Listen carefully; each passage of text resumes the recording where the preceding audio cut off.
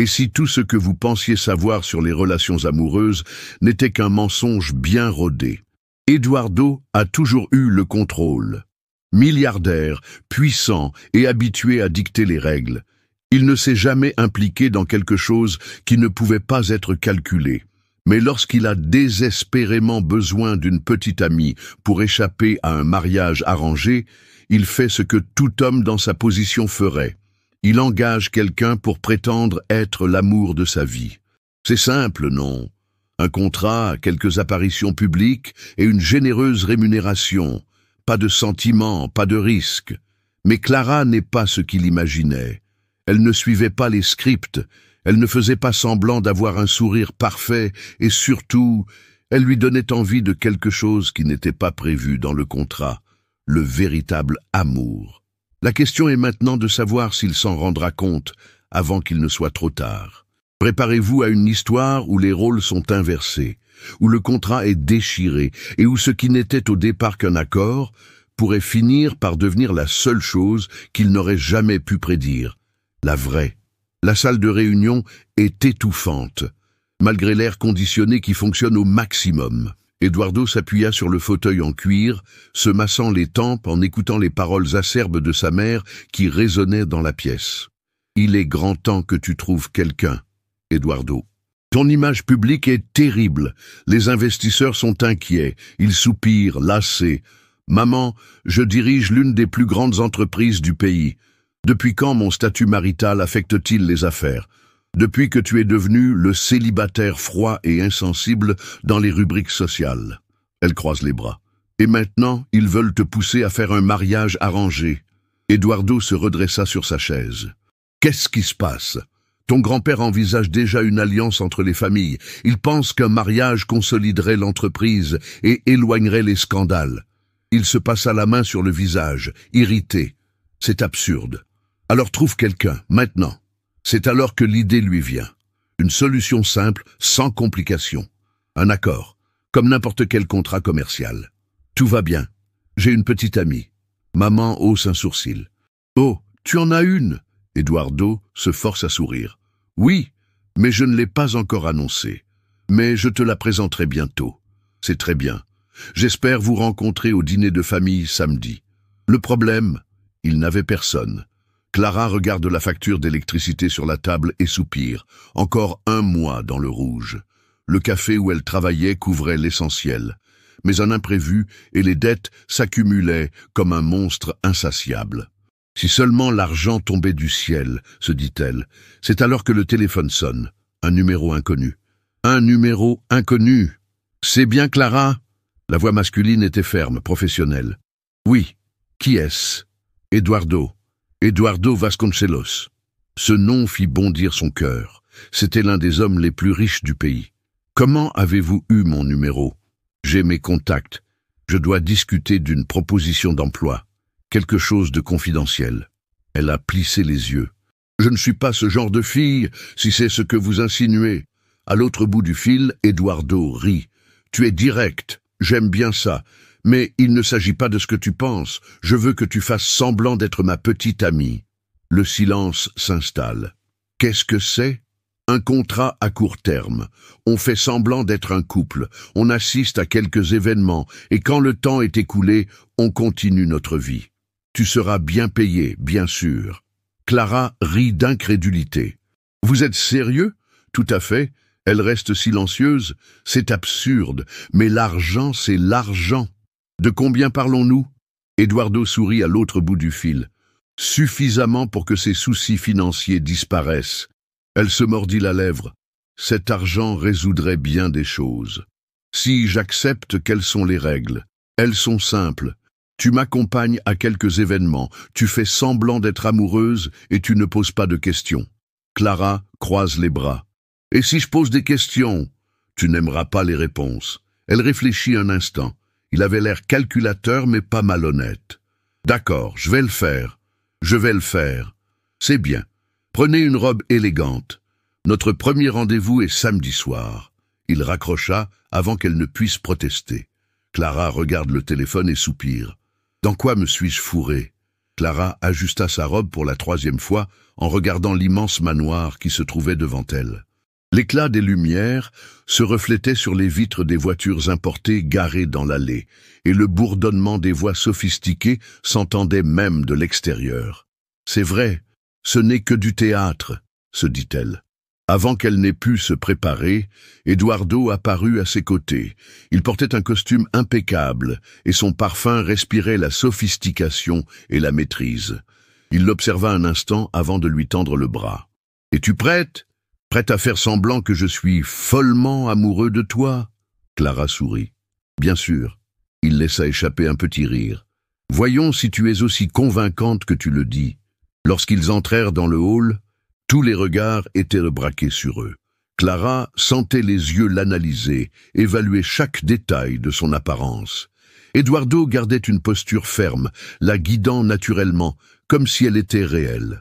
Ils s'approchèrent d'une table, où la mère d'Eduardo les attendait, accompagnée d'autres membres de la famille. Son regard parcourut Clara de la tête aux pieds, avant de forcer un sourire poli. « Alors, c'est Clara ?»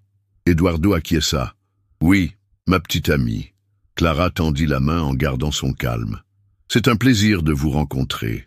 Eduardo m'a beaucoup parlé de vous. » Sa mère arqua légèrement les sourcils. « Je n'espère que du bien. Je n'en espère que du bien. Il m'a dit que vous étiez une femme forte et pleine d'opinion. » Eduardo la regarda avec une surprise discrète. Cette réponse n'était pas attendue, mais elle était parfaite. Les minutes qui suivirent furent consacrées à des conversations sur les affaires et les apparences. Clara se rendit compte que la famille d'Eduardo était froide, axée uniquement sur le statut et le pouvoir. Jusqu'à ce qu'un de ses oncles, manifestement méfiant, pose une question directe « Et comment vous êtes-vous rencontrés ?» Eduardo ouvre la bouche pour répondre, mais Clara est plus rapide. « Oh, c'est une belle histoire !» Elle rit en posant sa main sur son bras. « Eduardo m'a renversé du café dessus le premier jour de notre rencontre. J'étais furieuse, mais il a insisté pour payer ma lessive. Puis, je ne sais comment, il m'a persuadé de dîner avec lui pour s'excuser. Eduardo a levé son verre de vin et a souri. Je suis très persuasif. La famille semble satisfaite de la réponse. Le dîner se poursuivit sans plus de questions, mais Clara se rendit compte que les yeux d'Eduardo la regardaient différemment. Lorsqu'ils quittèrent enfin la maison, il poussa un long soupir. « Tu improvises bien. » Elle sourit. « Je pensais que quelqu'un comme toi aimerait avoir le contrôle total de la situation. J'aime bien ça. Mais j'avoue que c'était impressionnant. » Clara croise les bras, le dévisage. « Et alors, j'ai réussi le test ?» Il l'observa un moment avant de répondre. « Disons que tu as survécu au premier défi, mais nous avons encore un long chemin à parcourir. » Elle laissa échapper un petit rire et secoua la tête. « C'est très bien. J'ai hâte de continuer à faire semblant d'être amoureuse de toi. » Eduardo a détourné le regard une seconde avant de lui ouvrir la portière de la voiture. Voyons qui fait le mieux semblant. Mais au fond d'eux-mêmes, ils savaient tous les deux que cette farce devenait trop dangereuse. La voiture glissa doucement dans les rues silencieuses de la ville. Eduardo conduisait avec une expression indéchiffrable, tandis que Clara regardait le paysage défiler devant la fenêtre. Le dîner avait été un succès, mais quelque chose dans le comportement d'Eduardo, depuis qu'ils avaient quitté la maison familiale, l'intriguait. « Tu es silencieux », commenta-t-elle en rompant le silence. Eduardo ne quitte pas la route des yeux. Je réfléchis, c'est tout. Clara hausse un sourcil. Et à quoi pense un milliardaire après un dîner en famille? Au solde de la banque ou au prix du marché? Il laisse échapper un petit rire, mais ne détourne pas le regard de la rue. Je me demande comment tu as fait pour les tromper à ce point. Elle sourit en rejetant ses cheveux en arrière. Eh bien, faire semblant fait déjà partie de ma routine quotidienne. Tu crois vraiment que les clients du café croient que je suis heureuse quand je demande quelque chose en plus? Eduardo rit pour de bon cette fois. C'est de bonne guerre. Pendant un moment, le silence entre eux n'était pas inconfortable. Puis, quelque chose d'inattendu se produisit. La voiture s'est arrêtée au feu rouge, et à l'extérieur, Clara a vu un homme d'apparence modeste qui jouait de la guitare sur le trottoir, essayant de gagner quelques pièces. C'était une scène courante dans la ville, mais ce qui attira son attention fut la façon dont Eduardo détourna rapidement le regard, comme s'il voulait l'éviter à tout prix. « Tu le connais ?» demanda Clara en observant sa réaction. Eduardo serra le volant. « Non, je ne le connais pas. » Mais la tension de sa mâchoire disait le contraire. « On dirait bien, » insista-t-elle. Le feu s'ouvrit et Eduardo accéléra sans répondre. Clara comprit que, même s'il avait accepté de ne pas poser de questions personnelles, il y avait chez lui bien plus que de l'arrogance et de l'argent. 2 jours plus tard, Eduardo a envoyé un message demandant à Clara de le rencontrer lors d'un événement caritatif. Lorsqu'elle arriva, elle fut surprise de le voir entouré d'hommes d'affaires, tenant une coupe de champagne et distribuant des sourires calculés. « Tu es venu ?» dit-il en la voyant s'approcher. « Je suis venu pour le dîner gratuit. » Eduardo rit. « Et moi qui pensais que c'était pour mon entreprise. C'est un bonus. » Pendant qu'il parlait, un des investisseurs s'approcha et serra la main d'Eduardo. « C'est donc la fameuse Clara. Enchanté de vous rencontrer. Eduardo m'a beaucoup parlé de vous. » Clara sourit. « Je n'espère que du bien. » L'homme rit et tapote l'épaule d'Eduardo. « Il est différent depuis qu'il t'a rencontré. Je crois que nous avons enfin trouvé l'antidote à ce cœur de pierre. » Eduardo roula des yeux, mais Clara se contenta de sourire. « Ne m'accordez pas trop de crédit. Je pense qu'il a toujours eu un cœur, mais qu'il ne savait pas s'en servir. » Eduardo la regarda de travers, et Clara comprit que ses paroles l'avaient surpris. La soirée se prolongea, et lorsqu'ils quittèrent enfin l'événement, ils marchèrent côte à côte dans le parking. « Qu'est-ce qu'il y a là-dedans » demanda Eduardo. « Qu'est-ce que c'était ? Tu as dit que j'avais toujours eu un cœur. » Clara haussa les épaules. « Je ne sais pas. Peut-être que je vois un côté de toi que tu ignores toi-même. » Eduardo s'arrêta de marcher, la regardant fixement. « Tu crois que tu me connais ?» Clara soutint son regard. « Je pense que tu te caches derrière l'argent parce que c'est plus facile que de faire face à ce que tu ressens vraiment. » Il fronce les sourcils. « Et toi, Clara, de quoi te caches-tu » Elle ouvrit la bouche pour répondre, mais se rendit compte qu'elle n'avait pas de réponse toute faite. Le jeu auquel ils jouaient commençait à dépasser les règles, et aucun d'entre eux ne savait où cela les mènerait. Clara regarda son téléphone portable pour la 3e fois de la matinée. Depuis la soirée de charité, Eduardo ne lui avait pas envoyé de message. Non pas qu'elle s'attende à ce qu'il le fasse, n'est-ce pas? Soupirant, elle repoussa l'idée et se remit au travail. Le travail à la cafétéria était trépidant, et c'était la meilleure distraction qu'elle pouvait avoir. Mais voilà qu'en fin d'après-midi, alors qu'il nettoyait une des tables, il entendit la porte de l'établissement s'ouvrir. Lorsqu'elle leva les yeux, elle trouva Eduardo debout, vêtu d'un costume impeccable, mais avec une expression qui semblait déplacée. Elle cligna des yeux de surprise. « Qu'est-ce que tu fais là ?» Il glissa ses mains dans les poches de son pantalon comme s'il était mal à l'aise. « Vous avez dit que votre spécialité était de simuler des sourires pour vos clients. Je veux voir si tu peux le faire pour moi. » Clara croise les bras. « Tu ne sais vraiment pas comment faire la conversation, n'est-ce pas ?» Eduardo rit légèrement et regarde autour de lui. « Je ne suis jamais venu ici. Ce n'est pas vraiment un endroit qui attire les millionnaires. » Il s'approcha du comptoir et regarda le menu sur le mur. « Il y a du café ?»« C'est un café, génie. C'est très bien, je vais en prendre un. » Clara a plissé les yeux. « Tu ne bois jamais de café. J'essaie quelque chose de nouveau. » Elle le fixa un instant, puis soupira et prépara la boisson. Lorsqu'elle plaça la tasse devant lui, Eduardo la saisit à 2 mains et en but une gorgée. Il grimace immédiatement. « C'est affreux. » Clara laissa échapper un rire. « Bienvenue dans le monde réel, Eduardo. » Il la regarda rire pendant un moment et, pour une raison quelconque, ne put s'empêcher de sourire sincèrement. Plus tard dans la soirée, Eduardo l'emmena à un événement familial important. Cette fois, tout semblait différent. Il n'avait plus besoin de faire semblant. Les mains qui se touchent, les regards discrets, les conversations en aparté.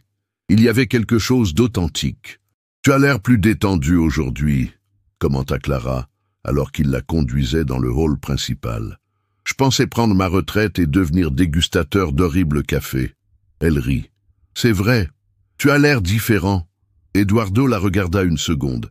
Mais avant qu'il ne puisse répondre, une femme s'approcha. « Eduardo, cela fait longtemps. » Clara regarda l'élégante blonde s'approcher avec un sourire aigu. « Elena. » Eduardo salua, tendu. « C'est donc vrai, » dit Elena en croisant les bras. « Le grand Eduardo Vasconcelos est enfin tombé amoureux ?» Clara sentit son estomac se serrer à la façon dont Elena lui parlait. « Oui, » répondit Clara avant qu'Eduardo ne puisse dire quoi que ce soit. Elle glissa sa main le long de son bras en gardant un sourire doux. « Eduardo parle beaucoup de toi. » Elena plissa les yeux. « J'en suis sûre. Mais qu'en est-il de toi? Sais-tu tout de lui ?» Clara sentit l'ambiance changer. « Ça suffit. » Elena rit. « C'est intéressant. Savais-tu qu'Eduardo avait l'habitude de dire qu'il ne tomberait jamais amoureux ?» Clara jeta un coup d'œil à Eduardo, qui gardait une expression fermée. « Les gens changent, » dit-elle sans le quitter des yeux. « Certains changent, d'autres font bien semblant, » rétorque Elena, avant de boire une gorgée de champagne et de partir. Le silence qui demeurait entre eux était pesant. Clara déglutit. « Allons-y. » Eduardo lui prit la main et l'entraîna hors de la pièce sans autre explication. Clara sentait que quelque chose se passait, quelque chose qui pourrait tout changer. Mais elle ne savait pas si elle était prête à découvrir ce que c'était. Le silence entre Eduardo et Clara dans la voiture était plus lourd que n'importe quel non-dit. Depuis qu'ils avaient quitté l'événement, ils n'avaient pas prononcé une seule phrase complète. Ils conduisaient les yeux fixés sur la route, la mâchoire crispée, tandis que Clara essayait de déchiffrer ses pensées. Elle croise les bras, impatiente. « Tu vas me dire de quoi il s'agit ?» Eduardo ne quitte pas la route des yeux. « De quoi s'agit-il exactement ?»« La façon dont tu as réagi face à cette femme. Elena, c'est ça ?» Il a resserré sa prise sur le volant. « Ce n'est pas grave. Si ça n'avait pas d'importance, tu n'aurais pas l'air de vouloir frapper quelqu'un. » Eduardo poussa un gros soupir. « C'est compliqué, Clara. » Elle rit, sans humour. « Tout est compliqué avec toi. » Pendant un moment, le seul bruit à l'intérieur de la voiture fut le rugissement du moteur, jusqu'à ce qu'Eduardo prenne enfin la parole. « Elena était ma fiancée. » Clara cligna des yeux, surprise. « Quoi? C'était il y a des années? » C'était il y a des années. C'était une relation arrangée, rien de plus que des intérêts familiaux. Je ne l'ai jamais aimée, et elle ne m'a jamais aimé. Clara reste silencieuse, absorbant l'information. Alors pourquoi cela semble-t-il encore vous affecter autant? Il hésite avant de répondre. Parce qu'elle m'a appris que personne ne s'approche de moi sans en payer le prix. Cette remarque frappa Clara de plein fouet. Et moi? Demanda-t-elle doucement. Eduardo détourna le regard de la route pendant une seconde et la regarda, mais ne répondit pas. Lorsqu'ils arrivèrent à l'appartement de Clara, elle hésita avant de sortir de la voiture. « Eduardo !» Il se tourna vers elle, attendant. « Qu'est-ce qu'on fait ?» La question flottait dans l'air comme un orage sur le point de se former. « Nous remplissons un contrat, » répondit-il enfin. Clara sentit un serrement dans sa poitrine. « C'est tout ?» Eduardo ouvrit la bouche, mais aucun mot ne sortit. Clara laissa échapper un petit rire et secoua la tête. « Très bien, alors. Bonne nuit, Eduardo. » Elle sortit de la voiture et entra dans le bâtiment sans se retourner. Eduardo resta là, avec le sentiment qu'il venait de perdre quelque chose, sans même savoir ce que c'était. Le lendemain matin, Clara essaya de repousser les pensées d'Eduardo, mais, comme une horloge cassée qui fait toujours tic-tac à la mauvaise heure, il était toujours là, à semer le trouble dans son esprit. C'est alors qu'une notification apparut sur son téléphone portable. Un message d'Eduardo. « Eduardo, il faut que je te voie aujourd'hui. Rendez-vous à 20h. Restaurant Villa Blanca. » Elle soupire. Elle savait qu'elle ne devait pas y aller. Elle savait qu'Eduardo était un labyrinthe sans issue. Mais en fin de compte, elle y est allée quand même.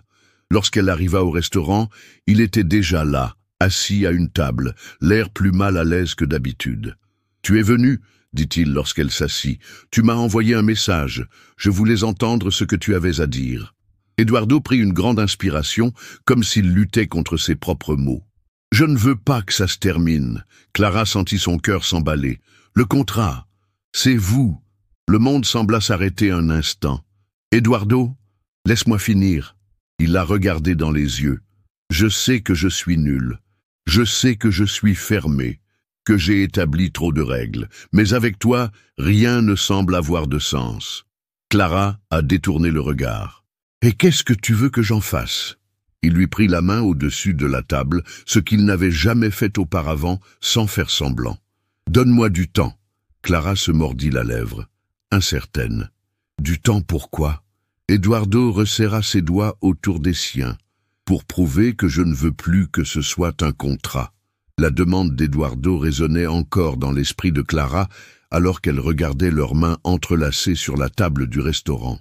C'était la première fois qu'il prenait l'initiative d'enfreindre les règles du contrat. Mais cela changeait-il quelque chose? Elle retira lentement sa main, et Eduardo n'essaya pas de l'arrêter. « Tu veux du temps ?» répéta Clara en l'évaluant. « Et si je ne veux pas attendre ?»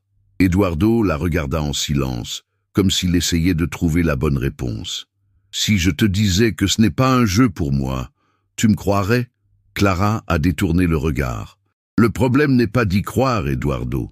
Le problème est de savoir si je ne suis qu'un contrat de plus dans ta vie. » Il ferma les yeux un instant et soupira. « Tu ne l'es pas. Alors prouve-le-moi. » Elle se leva avant qu'il ne puisse répondre et attrapa son sac à main. « Bonne nuit, Eduardo. » Cette fois, c'est lui qui est resté en arrière. Au petit matin, Eduardo n'arrivait pas à dormir. L'appartement silencieux semblait plus grand et plus vide que jamais. Il n'avait jamais eu à prouver quoi que ce soit à qui que ce soit. Son argent parlait de lui-même, ses décisions étaient de calculer, et sa vie était structurée comme un empire intouchable. Mais Clara, elle avait tout gâché. Sans réfléchir, il prit son téléphone portable et ouvrit un dossier oublié sur son ordinateur.